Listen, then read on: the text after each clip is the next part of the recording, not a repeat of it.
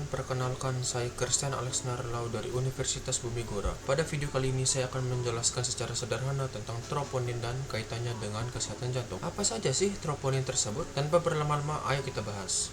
Troponin bisa diibaratkan sebagai penanda pada kesehatan otot jantung. Jadi, saat jantung dalam kondisi sehat, kadar troponin ini di dalam darah sangat rendah atau bahkan tidak terdeteksi. Jadi, nilai normal troponin 1 berada di bawah 0,04 nanogram per mililiter, sedangkan troponin T yang sensitif tinggi berada di bawah 14 nanogram per liter.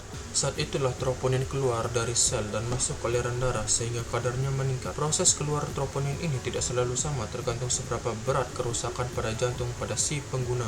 Pada gambar mekanisme yang saya tampilkan sekarang terlihat dua mekanisme utama peningkatan troponin. Mekanisme pertama terlihat pada bagian atas gambar. Pada kondisi ini terjadi sumbatan pada pembuluh darah sehingga aliran darah dan oksigen ke otot berkurang secara drastis. Karena kekurangan oksigen yang berat ini, sel otot jantung mengalami kerusakan parah dan akhirnya pecah. Ketika sel jantung pecah, seluruh isi sel termasuk troponin langsung dilepaskan ke dalam aliran darah. Inilah sebabnya kadar troponin dapat meningkatkan tinggi dan cepat pada serangan jantung akut. Mekanisme kedua terlihat pada bagian bawah gambar. Pada kondisi ini tidak terjadi sumbatan pembuluh darah, tetapi jantung berada dalam keadaan stres atau kekurangan oksigen. Misalnya karena kerja jantung yang terlalu berat, sel otot jantung tidak sampai mati, namun mengalami gangguan fungsi, dinding sel menjadi lemah dan membentuk kebocoran kecil. Melalui kebocoran inilah fragmen troponin keluar secara perlahan ke dalam darah. Akibatnya, kadar troponin tetap meningkat, tetapi biasanya tidak setinggi pada mekanisme yang pertama. Dengan demikian, gambar mekanisme ini menjelaskan bahwa peningkatan troponin dapat terjadi melalui dua mekanisme, yaitu pelepasan troponin dalam jumlah besar akibat sel jantung pecah. Pada bagian tengah gambar menunjukkan letak troponin di dalam sel otot jantung yang terdiri dari troponin T, I, dan C dan berfungsi mengatur kontraksi otot jantung.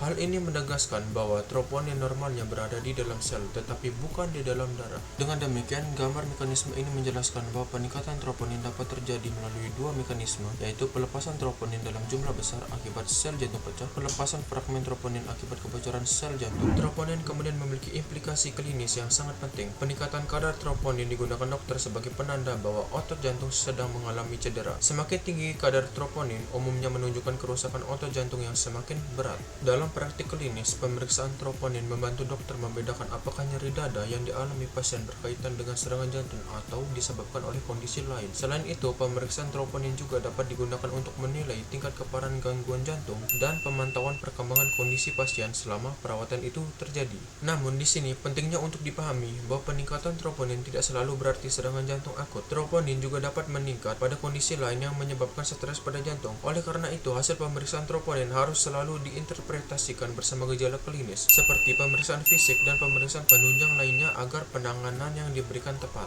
Sekarang masuk pada contoh kasus. Di sini saya ada satu contoh kasus. Seorang pasien laki-laki 55 tahun datang dengan keluhan nyeri dada hebat yang menetap selama 4 jam. Disertai sesak napas, pemeriksaan EKG menunjukkan evaluasi ST pada pemeriksaan lab. Pemeriksaan laboratorium menunjukkan nilai high sensitivity kardiak troponin. Jurnal Systematic Review Indonesia pada di sini tentang penggunaan troponin sensitif tinggi dalam diagnosis infark miokard akut. Interpretasi terbaik dari hasil troponin di sini adalah jawaban di sini sudah jelas ya. Jawaban yang paling tepat pada kasus ini adalah pilihan B. Kenapa? Karena hal ini berkaitan dengan cara troponin dilepaskan ke dalam darah setelah terjadinya cedera otot jantung. Pada fase awal keluhan nyeri dada, sel otot jantung baru mulai mengalami gangguan akibat kekurangan oksigen. Pada kondisi ini, troponin masih berada di dalam sel, sehingga hasil pemeriksaan troponin awal bisa saja masih dalam batas normal. Jadi, seiring berjalannya waktu, cedera pada sel otot jantung semakin jelas. Sel jantung yang mengalami kerusakan dapat pecah atau mengalami kebocoran membran, sehingga troponin mulai dilepaskan ke dalam aliran darah. Oleh karena itu, pada pemeriksaan ulang beberapa jam kemudian, kadar troponin akan meningkat. Troponin dari normal menjadi meningkat ini disebut sebagai pemeriksaan troponin serial dan merupakan ciri khas terjadinya cedera miokard. Alasan lain kenapa pilihan B paling tepat karena menunjukkan adanya peningkatan kadar troponin pada pemeriksaan lanjutan yang menandakan proses cedera otot jantung masih berlangsung. Sementara itu, pilihan jawaban lain ini mekanisme pelepasan pelepasan pada troponin cedera miokard akut. Dengan demikian, berdasarkan mekanisme pelepasan troponin dan interpretasi klinisnya, jawaban yang paling sesuai pada kasus ini adalah pilihan B. Nah, jadi teman-teman sekarang sudah memahami bahwa troponin bukan hanya sekedar angka di hasil laboratorium, tetapi merupakan penanda penting adanya cedera pada otot jantung, mulai dari fungsi mekanisme peningkatan hingga implikasi klinis dan contoh kasus seperti tadi, membantu dalam menentukan diagnosis serta penanganan yang tepat. Semoga penjelasan ini bisa membantu teman-teman agar lebih mudah memahami materi tentang troponin, dan terima kasih sudah menonton dan menyimak ini. Terima kasih banyak.